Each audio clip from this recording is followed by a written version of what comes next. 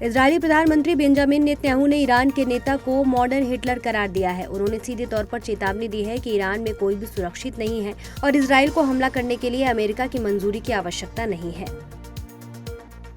पाकिस्तान के उप प्रधानमंत्री इशाक डार ने पहली बार आधिकारिक तौर पर स्वीकार किया है कि ऑपरेशन सिंदूर के दौरान भारतीय सेना ने पाकिस्तानी एयरबेस पर हमला किया था। उन्होंने इस बात की भी पुष्टि की है कि भारत द्वारा ऑपरेशन शुरू करने के बाद पाकिस्तान ने सऊदी अरब से मदद मांगी थी। बता दें कि इससे पहले पाकिस्तान ने इन हमलों से किसी बड़े नुकसान से इनकार किया है। भारत ने यह कार्रवाई पहलगाम आतंकवादी हमले के जवाब में की थी। कनाडा के यूनिवर्सिटी ऑफ कैलगरी में पढ़ने वाली दिल्ली की छात्रा तान्या त्यागी की रहस्यमय परिस्थितियों में मौत हो गई, जिसका कारण अभी तक सामने नहीं आया। कनाडाई अधिकारी भी इसको लेकर कोई आधिकारिक बयान नहीं दे पाए हैं। उनके परिवार और भारतीय समुदाय में शोक की लहर है। भारतीय कॉन्सुलेट परिवार के साथ मदद के लिए मौजूद है और स्थिति पर नजर बनाए हुए हैं।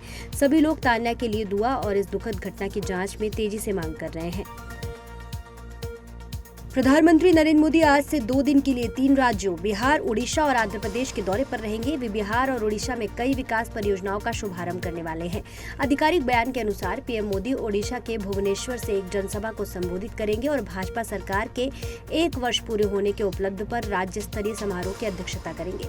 इस दौरान वह ओडिशा में 18,600 करोड़ से अधिक की विभिन्न विकास परियोजनाओं का उद्घाटन करेंगे, जिनमें पेयजल, सिंचाई, सड़क और रेलवे से जुड़ी परियोजनाएं शामिल हैं। वे ओडिशा विजन डॉक्यूमेंट भी जारी करेंगे। वहीं 21 जून को पीएम आंध्र प्रदेश के विशाखापट्टनम में 11वें अंतर्राष्ट्रीय योग दिवस के राष्ट्रीय समारोह का नेतृत्व करेंगे, जहां वे लगभग 5 लाख लोगों के साथ योग सत्र में भाग लेंगे। पीएम मोदी आज बिहार के सिवान के जसौली गांव का दौरा करेंगे। यहां वे एक विशाल रैली को संबोधित करेंगे और 7,000 करोड़ से ज्यादा की परियोजनाओं का शिलान्यास और उद्घाटन भी करेंगे। 3 महीने में यह उनका तीसरा बिहार का दौरा होगा। एयर इंडिया ने घोषणा किया है कि वह 21 जून से कम 15 जुलाई तक 15% उड़ानों में कटौती करेगा।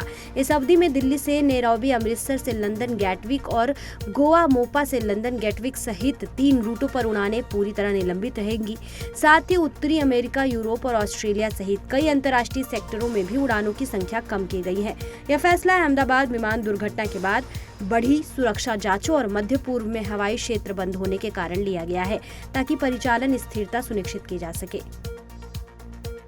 राष्ट्रपति द्रौपदी मुर्मू आज 67 साल की हो गई हैं। इस अवसर पर प्रधानमंत्री नरेंद्र मोदी, कांग्रेस अध्यक्ष मल्लिकार्जुन खड़गे, उपराष्ट्रपति जगदीप धनखड़ से लेकर कई नेताओं ने उन्हें जन्मदिन की शुभकामनाएं दी। राष्ट्रपति मुर्मू अपने जन्मदिन के अवसर पर उत्तराखंड में हैं, जहां वे राजपुर रोड स्थित राष्ट्रपति निकेतन में एक अत्यंत आधुनिक सार्वजनिक पार्क की आधारशिला भी रखेंगी। यह पार्क 132 एकड़ जमीन पर बनेगा, जो राज्य के लिए एक विशेष सौगात होगी।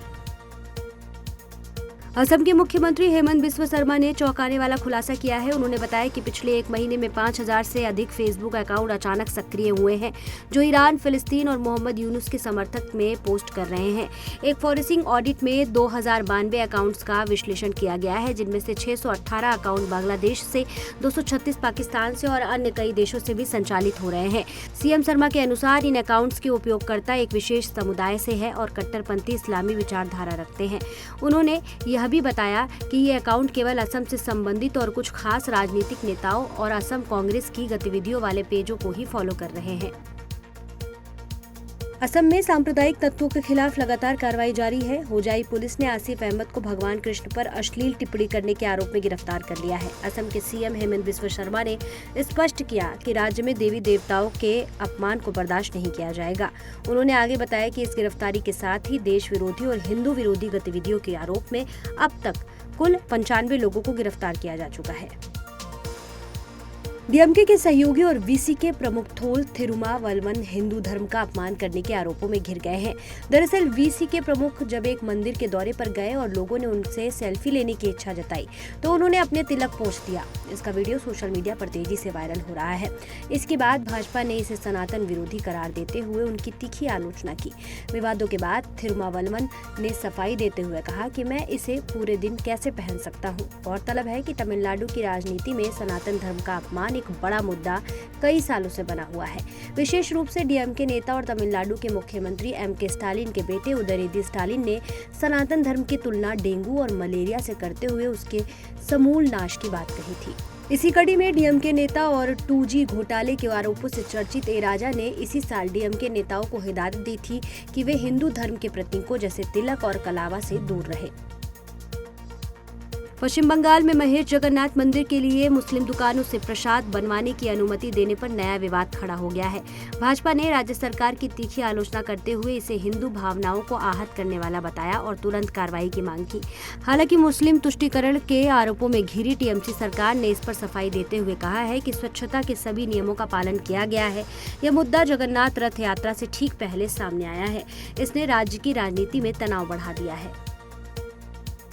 कर्नाटक में माध्यमिक स्तर पर स्कूल छोड़ने वाले छात्रों की संख्या बढ़कर 22.2% हो गई है, जो पहले 14.1% थी। केंद्रीय शिक्षा मंत्रालय की रिपोर्ट के अनुसार 9वीं और 10वीं कक्षा में छात्रों का ड्रॉप आउट बढ़ रहा है। इस पर केंद्र सरकार ने कांग्रेस की राज्य सरकार को फटकार लगाई है और इस पर गंभीरता से कार्रवाई करने के लिए कहा है। मंत्रालय ने राज्यों से घर घर सर्वेक्षण कर ऐसे छात्रों की पहचान करने और उनका पुनः नामांकन सुनिश्चित करने को कहा है। उत्तर प्रदेश के मुख्यमंत्री योगी आदित्यनाथ ने आजमगढ़ में गोरखपुर लिंक एक्सप्रेस वे का उद्घाटन किया है। इससे पहले उन्होंने लखनऊ में एक फोटो गैलरी का अवलोकन किया। यह नया एक्सप्रेस वे पूर्वी उत्तर प्रदेश में यात्रा को सुगम बनाएगा, स्थानीय विकास को गति देगा और व्यापार को बढ़ाएगा। यह परियोजना राज्य के बुनियादी ढांचे में सुधार और बेहतर कनेक्टिविटी के प्रयासों को दर्शाती है। सोशल मीडिया पर हिंदू महिलाओं की तस्वीरों पर आपत्तिजनक टिप्पणी करने वाले फारूक को गिरफ्तार किया गया है। यह मामला उत्तर प्रदेश के बिजनौर का है। सोशल मीडिया पर पोस्ट वायरल होने के बाद नहटौर पुलिस ने तुरंत संज्ञान लिया। पुलिस ने जांच के बाद फारूक को उसके घर से गिरफ्तार कर उसका मोबाइल फोन भी बरामद किया है। आरोपी फारूक के खिलाफ आईटी एक्ट सहित कई धाराओं में केस दर्ज कर जेल भेजा गया है। अफगानिस्तान में आज 4.6 तीव्रता का भूकंप आया। नेशनल सेंटर फॉर सिस्मोलॉजी के अनुसार सुबह 6:20 पर उत्तर पश्चिमी अफगानिस्तान में 10 किलोमीटर की गहराई पर भूकंप का केंद्र था। यह क्षेत्र हिंदू कुश पर्वत श्रृंखला के निकट है और भूकंपीय रूप से सक्रिय माना जाता है। अभी तक किसी जान माल के नुकसान की खबर नहीं है, लेकिन विशेषज्ञों ने आफ्टर शॉक्स की आशंका जताई है। पाकिस्तान के भी कुछ हिस्सों में हल्के झटके महसूस किए गए।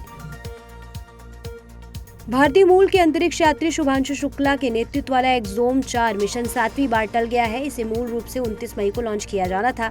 अब तक इसे कई बार टाला जा चुका है, जिसमें 8, 10, 11, 19 और 22 जून की तारीखें भी शामिल थी।